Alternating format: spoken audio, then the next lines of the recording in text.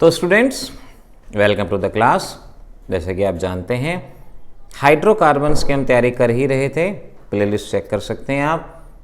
हमने hydrocarbon first के अंदर एल्केन्स के मेथड ऑफ प्रिपरेशन किए, हाइड्रोकार्बन सेकंड के अंदर एल्कीन्स के मेथड ऑफ प्रिपरेशन किए, और आज बारी है हाइड्रोकार्बन थर्ड जिसमें एल्काइंस के मेथड ऑफ प्रिपरेशन हम सीखने जा रहे हैं। देखो, ऑर्गेनिक बिल्कुल मुश्किल नहीं, सीखने का जज्बा और तरीका होना चाहिए। अगर आप सही ढंग से कर सकते हैं, सही रिएक्शंस को याद कर सकते हैं, तो ऑर्गेनिक बहुत आसान है। आपको रिएक्शन को 2-2, 3-3 बार लिख लिख के याद करना होगा। अगर आप एक बार अब लिखते हैं तो कोशिश करें 10 घंटे के बाद एक बार दोबारा से इसको याद करें, फिर एक दिन के बाद दोबारा से उसको लिख के याद करें। तो ऑर्गेनिक केमिस्ट्री आपके लिए हरगिज़ मुश्किल नहीं होगी अगर आप इस तरह से लिख लिख के याद करेंगे। एल्काइंस जनरल फार्मूला CnH2n-2, ये एल्काइंस का जनरल फार्मूला। इन्हें एसिटाइड्स भी कहा जाता है। याद है ना, एल्केन्स को पैराफिन्स भी कहते हैं, एल्कीन्स को ओलिफिन्स भी कहते हैं। पिछले लेक्चर्स में बता चुका हूँ। और इन्हें हम एसिटाइड्स के नाम से भी पहचानते हैं। सबसे पहले इनको बनाने के मेथड ऑफ प्रिपरेशन, आज इस वीडियो में हम इन प्रिपरेशन की ही बात करने वाले हैं। और सबसे पहले आपने इसको बनाना है from calcium carbide. Calcium carbide CaC2 calcium carbide. आपके ऑब्जेक्टिव में कई बार क्वेश्चन आता है कि कैल्शियम कार्बाइड में कार्बन कार्बन में कितने बॉन्ड हैं, कैल्शियम कार्बन में कितने बॉन्ड हैं। तो आप इस स्ट्रक्चर को यहाँ पर याद रख सकते हो। ये है कैल्शियम कार्बाइड। जब आपने इससे एल्काइन बनाना है तो इसकी रिएक्शन होगी वाटर के साथ, HOH 2 वाटर, इस तरह से लिख लें, कैल्शियम कार्बाइड 2 वाटर। यहां से बॉन्ड स्प्लिट होगा। यहां से कैसे, देखो, ये बॉन्ड स्प्लिट होगा, CH बाहर, OH इधर, और इस तरह से ये हमारे पास इथाइन और साथ में कैल्शियम हाइड्रोक्साइड। कॉम्पिटिटिव में प्रीवियस एग्जामिनेशन में इस कैल्शियम कार्बाइड पे कई बार क्वेश्चन आए हैं कि साइड प्रोडक्ट क्या मिलता है, कितने पाई बॉन्ड हैं, कितने सिग्मा बॉन्ड हैं, क्या प्रोडक्ट है, इथाइन है, प्रोपाइन है। अब आप इसको यहाँ से बना सकते हैं, याद रहेगा। सेकंड है फ्रॉम डायोल। डायोल हम कहते हैं जहां 2 एल्कोहलिक ग्रुप हों। एल्कोहलिक ग्रुप, ये है आपका एक एल्कोहल और ये है आपका दूसरा एल्कोहल, 2H डायोल। इन्हें ग्लाइकॉल भी कहते हैं, ग्लाइकॉल। और इस कंपाउंड को इथाइलिन ग्लाइकॉल भी। यहां क्या करें, कंसंट्रेटेड H2SO4। अब एल्कीन्स में भी आपको पढ़ाया, नहीं तो आप यहां से याद रखो कि कंसंट्रेटेड H2SO4 का काम है वाटर को बाहर निकालना। वाटर को कैसे, यहां से एक H, यहां से OH, H गया, OH गया, वैलेंसी पूरी करने के लिए एक पाई बॉन्ड आएगा।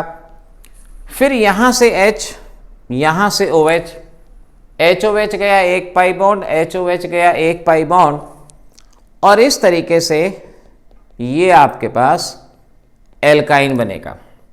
तो आप इस तरह से डायोल से एल्काइन बना सकते हैं, बड़ी आसानी से बनेगा। सिमिलरली डाईहेलाइड, अगर आपके पास डाईहेलाइड है तो आप इससे भी एल्काइन बना सकते हैं, लेकिन मेथड आपको सीखना है किस तरह से ये बनेगा। अगर आप पिछले वीडियो लेक्चर्स को देख रहे हैं, फंक्शन ऑफ रिएजेंट की लिस्ट बना रहे हैं, तो ये आसान है। 2 हैलोजन है डाईहेलाइड। पहला स्टेप KOH एल्कोहलिक।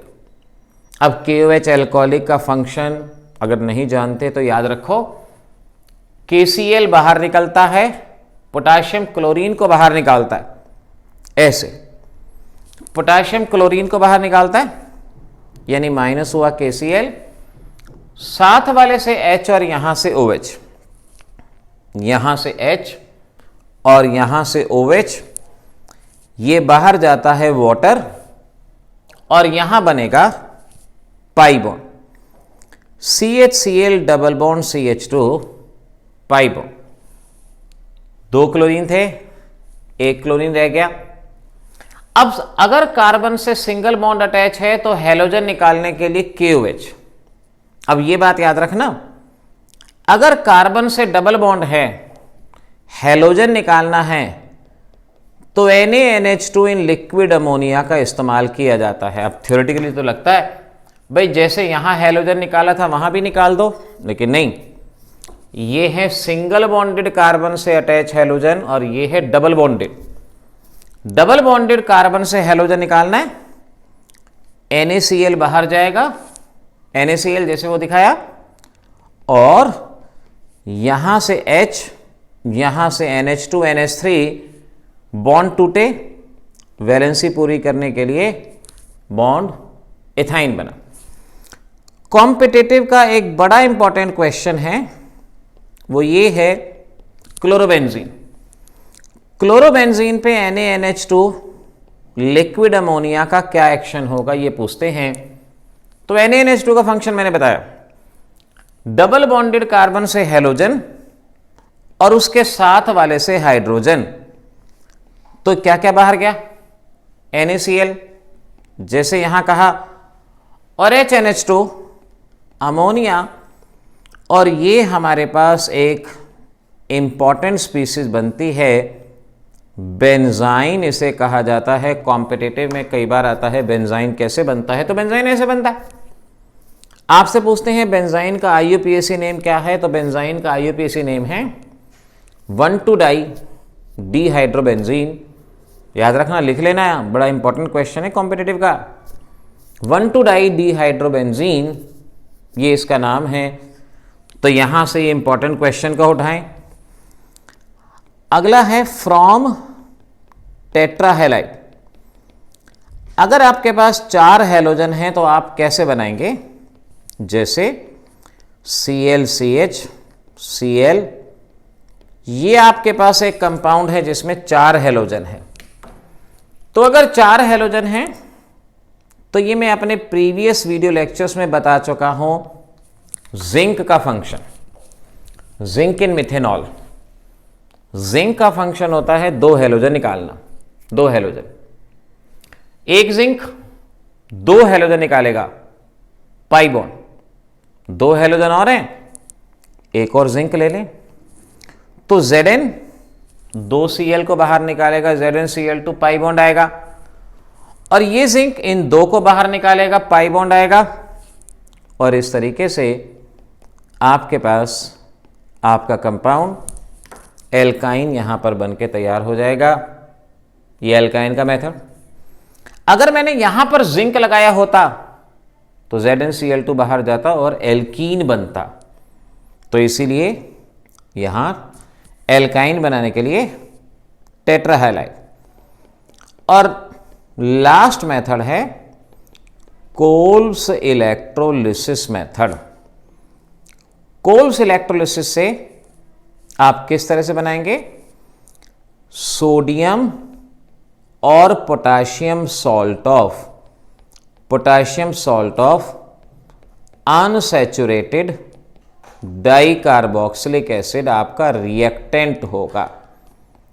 देखो हमने कोल्स इलेक्ट्रोलिसिस एल्केन में भी इस्तेमाल की, एल्कीन में भी की। अब एल्काइन में आपको याद रहे सोडियम और potassium salt of unsaturated dicarboxylic acid. Shortcut में आपको पिछले 2 लेक्चर में सिखा चुका हूं, उसी का इस्तेमाल करेंगे।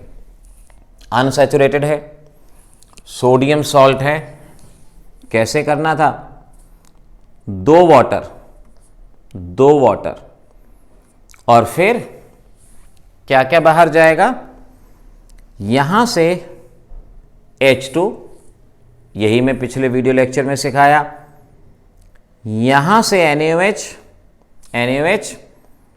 और यहां से CO2, H2 बाहर, NaOH CO2, in presence of electricity, बस इकट्ठा कर दो, क्या बनेगा? H2 बाहर गया, लिख दिया। NaOH बाहर गया, लिख दिया। CO2 बाहर गया, CO2 बाहर गया, यहां लिख दिया। और फिर ये बॉन्ड टूटा, ये बॉन्ड टूटा, पाई बॉन्ड, और इस तरह से ये आपका एल्काइन बनके तैयार होगा। तो बच्चे देखो, 3 वीडियोस के अंदर ही हम बहुत आसानी से ये सीख चुके हैं कि किस तरह से एल्केन बनाएं, एल्कीन बनाएं, एल्काइन बनाएं। अगले वीडियो में हम इनकी प्रॉपर्टीज़ के बारे में जानेंगे और हमारा हाइड्रोकार्बन का चैप्टर बहुत कम समय में पूरी तरह से प्रिपेयर हो जाएगा। बस आपको रिएक्शंस लिख लिख के याद करने हैं।